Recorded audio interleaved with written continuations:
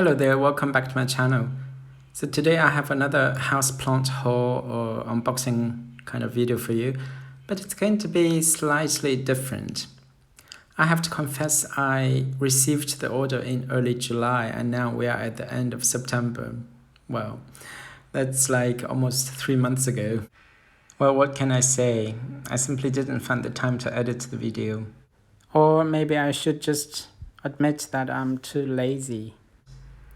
Today I was actually trying to clean up the storage of my phone and I noticed this footage.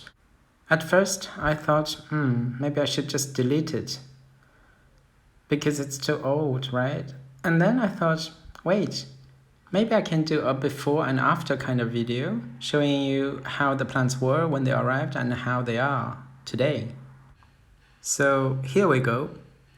This time around, I ordered from a Dutch nursery called Online Baby Plants, and between July and now, they actually have changed their name just to, I think, Plants. Anyway, if you search Online Baby Plants, you can still find their website, but their website is not called Online Baby Plants anymore. As the name Online Baby Plants suggests, the website actually sells a lot of small seedlings. But it does have some mature plants as well. So this time I have ordered a few of both types. Okay, the box is now open.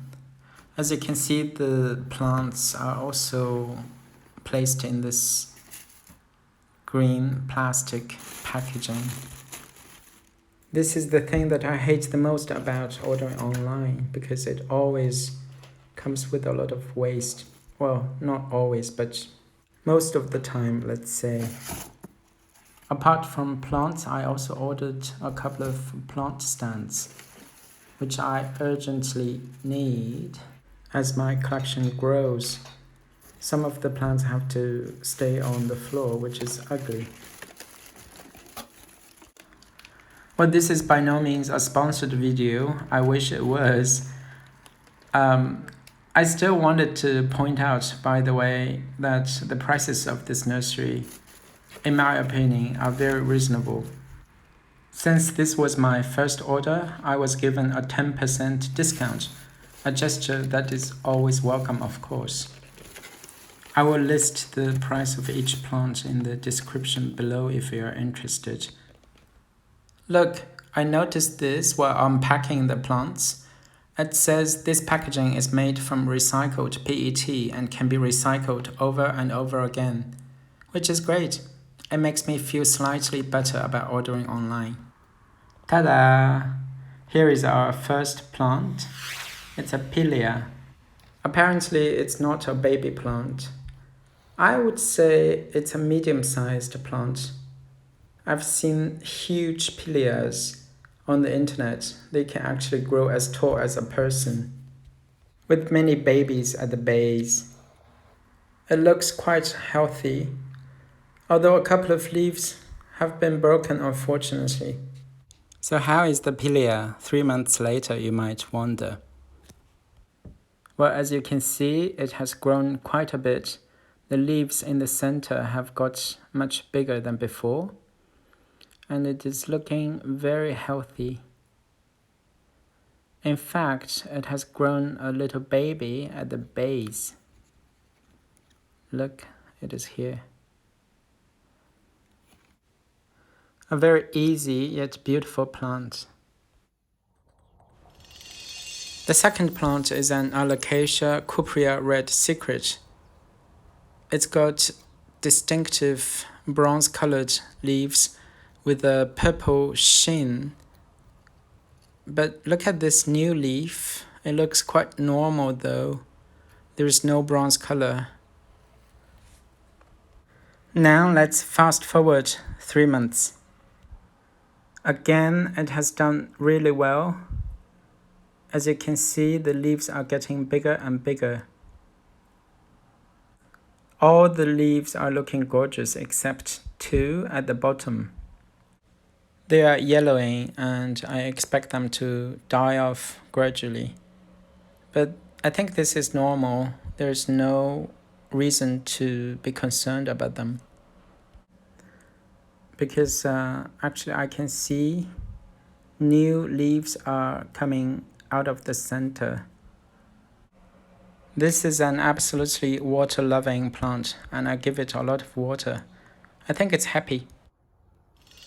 The next plant is an Rhaphidophora Tetrasperma, also called Monstera Minima or Mini Monstera, because the leaves do resemble somewhat the leaves of Monstera deliciosa. Honestly, I didn't expect this plant to be so full. I think there are multiple growths in the pot. As with the previous two plants, it looks very healthy. 3 months later, it has indeed become a little monster. I can hardly put it in the frame of my camera. There are altogether 4 growths in the pot, but for some reason, this one has grown so much taller than all the other 3. I can't imagine how tall it will be in 1 year. Anyway, I love this plant so much more than I thought I would. I think I will let it continue to grow like this upward. I find it quite nice. The next plant is a Philodendron Micans. I've been wanting this plant for a long time because I love the shape and colors and texture of the leaves. It is a philodendron, but it grows more like a pothos, very easy to take care of. But compared with the pothos, the leaves of the Philodendron Micans are smaller, and they have a velvety texture which I so adore. Depending on the lighting situation, the leaves can be anywhere from dark green to almost red. Here is the Philodendron Micans 3 months later. I put it in a hanging basket and hang it by a window, so it receives early morning sun. It seems to love it. As you can see, the plant has grown much fuller. In fact, I have cut some of the vines because they were much longer than others, and I made some cuttings out of them. And now all the vines are more or less at the same length. I have to say, I actually prefer how it looks now, especially when hanging. What do you think? Once again, it's a very easy plant. I treat it just like a pothos. Next up, we have a few baby plants. I personally don't enjoy growing orchid seedlings, but for some reason, I actually enjoy growing baby houseplants. It's a great way to start a collection cheaply.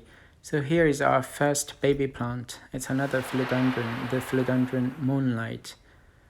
It's really tiny, but that's what I expected, so no surprise there. It looks not bad, and actually at the base there is an even tinier little plantlet. Despite its petite size, it seems to have a very developed root system, which is crucial for the development of the plant. 3 months later, the plant remains quite small, but it has grown 3 new leaves, and they are much bigger than the previous leaves, which is always a good sign. I love the lime green color of the latest leaf, which is not completely unfurled yet. And its root system has grown even bigger, so I might have to repot it soon. Since it was tiny when it arrived, I decided to put it into sphagnum moss, but now I think I can put it back into soil. Moving on, we have another alocasia, the alocasia Zebrina. It is potted in this very interesting mesh net kind of thing. I have never seen this, but I think it's a great idea. Just look at the stems. You will understand why it's called a Zebrina. There is a little yellowing on one of the leaves here, but I don't think it's a major concern. Just like the previous plant, This one also has a very developed root system. 3 months later, it has become this big. Can you imagine?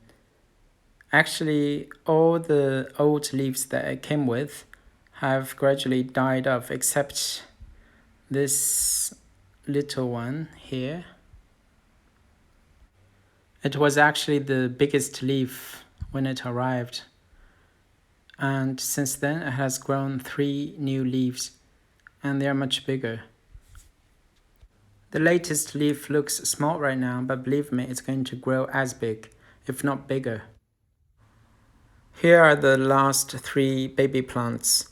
So I will present them in one go, and then I will let you see how they are doing today. So the first one is a Peperomia Caperata Red Luna. As the name suggests, it's got very dark red leaves. It's rather special among the mostly green houseplants, and that's why I got it. Next, we have a ficus tree. Well, I know it doesn't look like a tree right now, but one day it will grow as big as a tree. Well, I must confess I'm not a big fan of the ficus tree, but this one is very special because it's variegated. The name of the plant is Ficus Tineke. I'm not sure if I'm pronouncing the name correctly, but anyway, I cannot wait for this one to grow as big as a tree in my home. It will certainly be a showstopper. Last but not least, we have a Syngonium. Oh, here is a broken leaf from the Peperomia. I will see if I can root it. This is the Syngonium mango Allusion. I was not a big fan of Syngoniums until I saw this one. I simply cannot resist the light green leaves with subtle pink veinings. Apparently, this is still a young plant, but actually Syngoniums can grow really big and become even pendant if you give them enough time. 3 months later, the 3 plants have become 4 because I split the Peperomia into 2. The reason being that the awkward shape of the original plant made it very difficult to repot. As I was not sure how much light I should give to this Peperomia, I decided to do an experiment. I put the pot on the left at a bright spot on my balcony, and the pot on the right in my kitchen where there is not so much light. Yet, strangely, they have both lost their very special dark red color. I'm not sure if the leaves will regain this color when they are older. Anyway, that's how they are doing right now at this point. Now let's turn to the ficus tree. I would say it's doing well, but it's not growing as fast as I thought it would be. This is the latest leaf. It's quite big, so I don't see a major problem. I also put this plant on my balcony for a while, and then one of the lower leaves got burnt, so now I put it in my living room. I think it likes it more here. And finally, here is the Syngonium. This plant grows on me every day. Within 3 months, it has almost doubled its size. And now it has overgrown its pot. So in the near future, I will have to repot it. Well, that's it for this unboxing / 3-month update video. I hope you enjoyed it. If you did, please do give it a thumbs up. Or even better, leave me a comment and tell me which plant you like the most. Before I leave though, I would like to show you a few corners of my apartment where I'm growing some of these houseplants. I'm sorry if they look a bit crowded because my space is very limited and I want as many houseplants as possible. They bring me so much joy and peace. Thank you for watching today's video as always, and see you soon.